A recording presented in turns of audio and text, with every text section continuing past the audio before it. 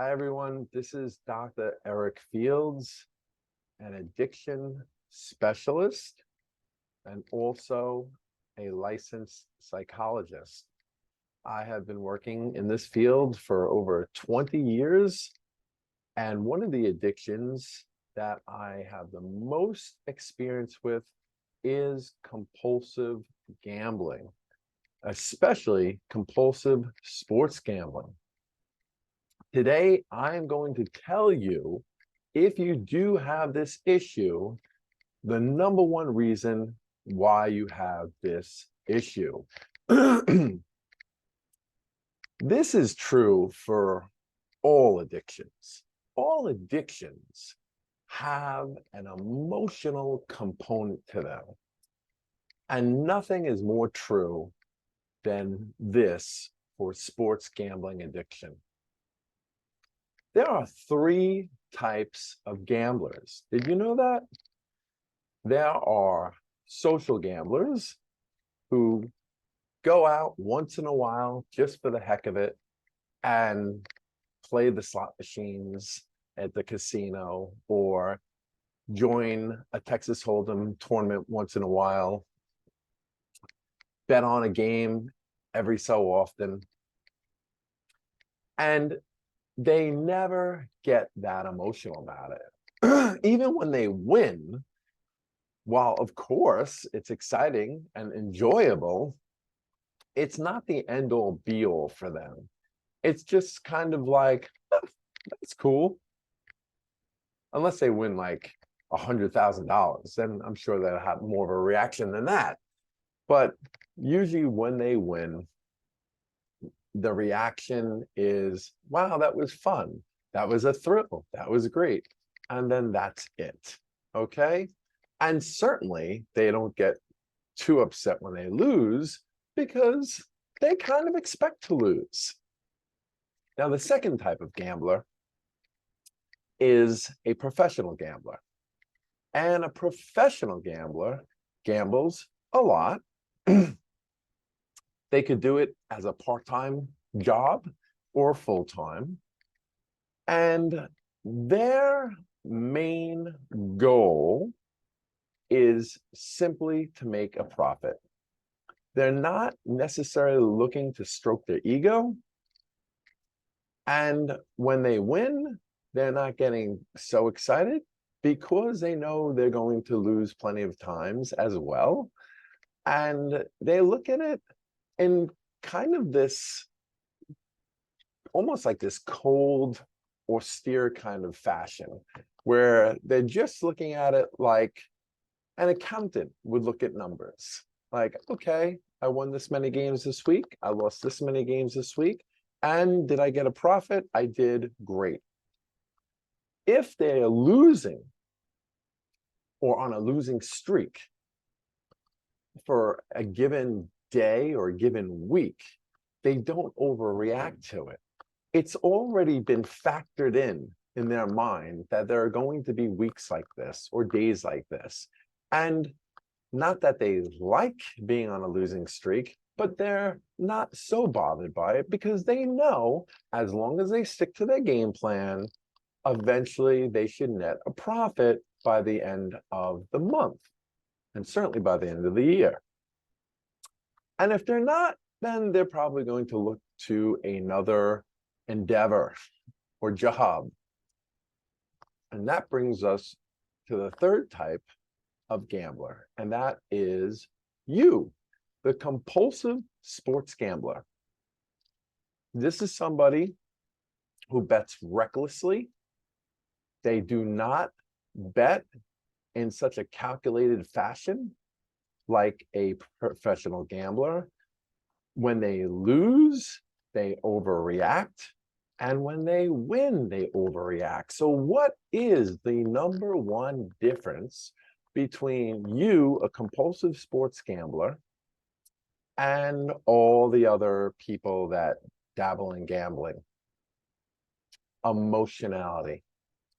Emotionality is the main reason why you gamble so recklessly and compulsively, and why you have such a hard time being in control of this behavior. A social gambler is in control of this behavior. A professional gambler is in control of this behavior. We know professional gamblers are in control because they're usually netting a profit. If they're not, they don't belong doing this as a full-time job or even a part-time job. A social gambler usually doesn't win. In fact, if you look over their lifetime, they're probably in the red like you, but it's minimal. You're talking maybe several $100s a year, no more than 1,000 or so that they're losing per year. Not big stuff. But a compulsive gambler is absolutely in the red by definition and by a lot. And why? Because they let emotions drive their decision making. And a lot of times there's not a lot of thoughtfulness that goes into any of their decisions. They're not deliberate decisions, they're impulsive decisions. And they are fueled by emotions. When a compulsive gambler is winning, they falsely conclude that it's because they are so good at this, so much better than anybody else, and that this is not random at all. And they know. Their ego is reinforced. They feel like they got this, they cannot fail. And that's why when they're winning, the bets start going up astronomically. As opposed to a professional gambler who would say, okay, I won that one, very good. I know I'm going to lose a couple others that are going to offset some of those winnings, and I expect that. They don't jump to the conclusion that they have this completely figured out and they're going to make $100,000 in one day. When the compulsive gambler loses, emotionality comes into play again. They can't tolerate the loss. It makes them feel very badly about themselves. They personalize the loss. They get mad at the sports teams. They get mad at Vegas. They get mad at DraftKings. They get mad at all sorts of things. They get mad at just luck and life. You know, how dare these things not work out for them? And they also get mad at themselves because deep down inside, they know that they're the ones that created this hole. Especially now, if we're talking about not a little loss here and there, we're talking about big, big losses. Like, imagine a situation where you recklessly bet a ton of money on a game you shouldn't have been betting that much money on, because there's a lot of randomness involved and variability, and now you've lost quite a bit of money. And so what happens then is the chasing phase, and you know this all too well. It's, damn it, I lost so much money. I will wake up tomorrow and I will be completely distressed and upset, and I will absolutely hate myself tomorrow morning. But if I can just salvage some of this money, if I can recoup some of these losses, or maybe even turn it into a win, I won't have to deal with future me tomorrow. And then that drives even more reckless and impulsive behavior, because the whole thinking is, I need to get out of this hole today, immediately. Professional gamblers do not feel this sense of immediacy. It's a long game for them. For the compulsive gambler, it's a short game. And for the social gambler, it's a short game, because they don't do it that much. But there's a big difference, right?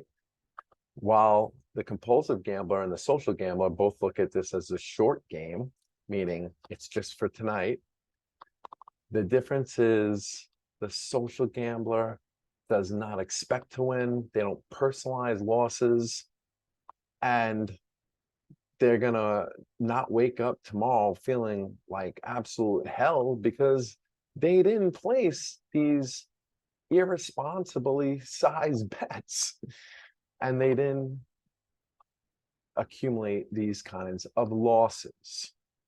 So here's the takeaway. If you want to do this responsibly, if you don't ever want to wake up again feeling like the weight of the world is on your back, feeling like you made the biggest mistake of your life, feeling horrible about yourself, depressed, you name it, you have to remove emotionality from the equation. It is an absolute must if you stand any shot at doing this under control. And if you can't separate the emotionality from this endeavor, and I'm not saying you can't be happy when you win or get a little excited when you're winning.